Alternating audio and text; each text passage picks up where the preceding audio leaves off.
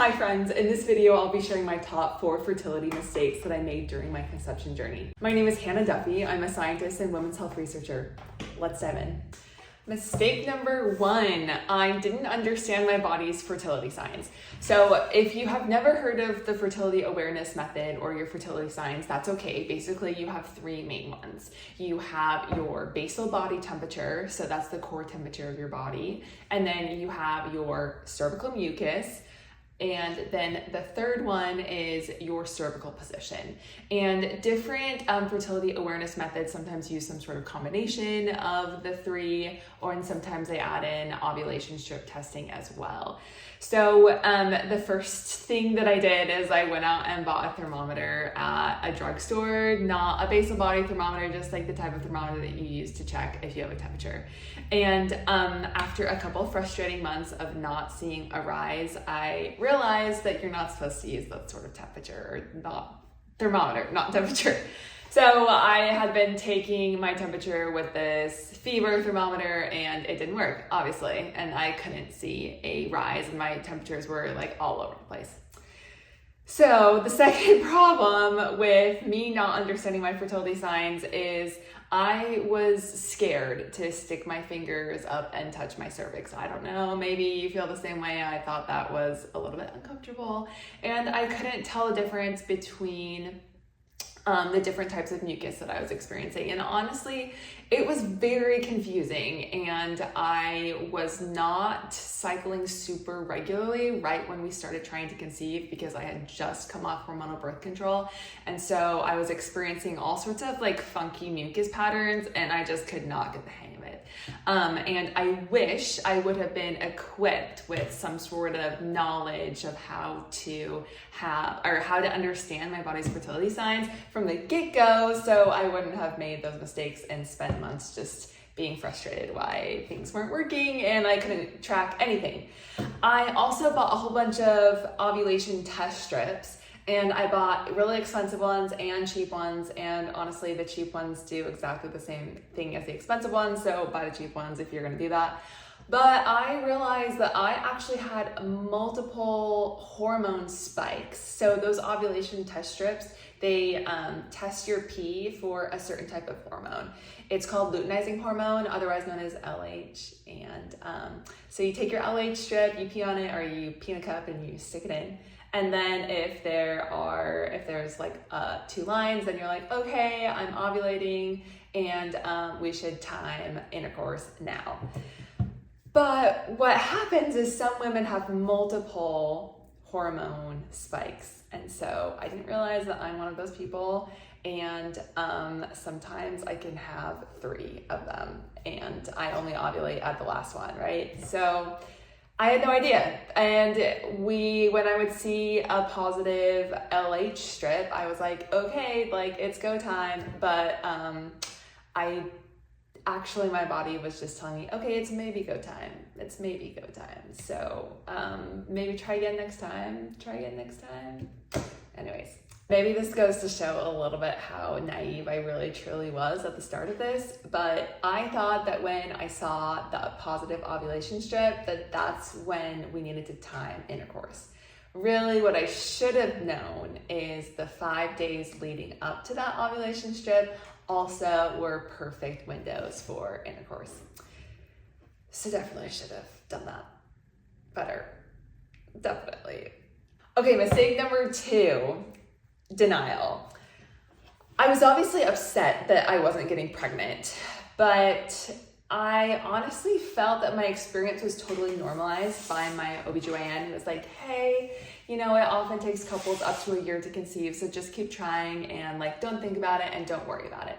But the problem was I was working in a lab with chemicals and I actually needed to know what if I was pregnant and if I was not. I couldn't just stop thinking about it because it actually had a big impact on my day-to-day life at work. And additionally, when you're trying to get pregnant, it is all consuming. Like it's like all you can think about and it's so distracting. I was like trying to do school and trying to do work and trying to like have a life outside of this, and I really felt my life was just trying to get pregnant and thinking about trying to get pregnant. Yeah, it was pretty unhealthy.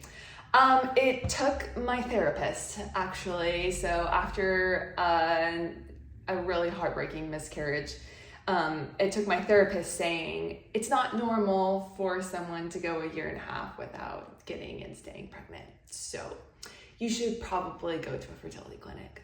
And I don't even know if she's allowed to say that. Like, are therapists allowed to give health advice? I don't know. But anyways, and I was like, oh, I should. Oh yeah, I definitely should. So then I went. Third mistake that I made. When I went to a fertility specialist, I just chose the most convenient one to me, which was the one closest to where I was living at the time. And that was honestly not a great fit for a lot of reasons. Probably the main one was when I went to the clinic. I don't remember if there was like the first or second appointment, but I was like, hey, like, give me all of your book recommendations. I will read them all. And I want to really understand what's going on. I want to take control of at least the educational aspect of fertility for myself. And the fertility doctor looked at me and he's like, I don't have any book recommendations for you. And I was like, not one. Are you sure? And that should have been a red flag for me. And honestly, I just was kind of, again, in denial and decided that I was going to just stick it out. And I really should have found someone who was willing to work with me on the educational aspect and really help me make informed decisions. That's something that's always been really important to me, and it would have been worth driving extra. My husband and I only had one car at the time, so it would have been very tricky to go to another place, but we could have made it work. And ultimately, when I decided that I was ready for more intense treatment, I did search out another clinic, and it ended up finding a doctor who was a really good fit, and I felt like understood me, understood my concerns, and was totally willing to work with us in the way that I wanted to be worked with. Okay, number 4. I wish I would have gotten off birth control sooner. I got off birth control, and I was laying down on the table and the doctor comes in, and then a resident comes in and he's like, do you mind if the resident does this? And I'm like, what the heck, why not? Also probably a 5th mistake, by the way. He like dug in my arm because I had the arm implant. He dug in my arm for probably 45 minutes and pulled out the arm implant and was like, okay, just so you know, you can get pregnant now. Do you want me to prescribe you another form of birth control? And I was like, and no, this is why I'm here in the first place, is to get this out. Like, I'm trying to get pregnant here. And I was like, well, everyone has told me my whole life that I should be careful about pregnancy, and pregnancy can happen anytime, and that's just totally not true. And I realized that after that my cycles were totally out of whack after my implant was removed, and that is very normal, actually.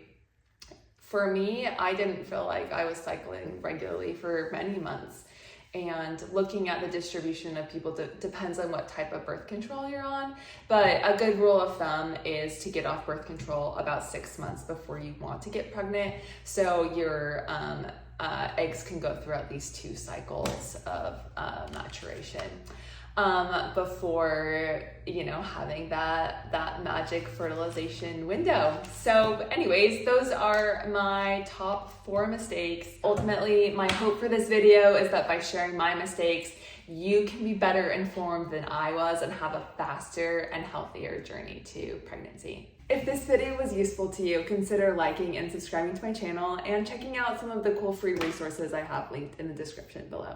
See you next time.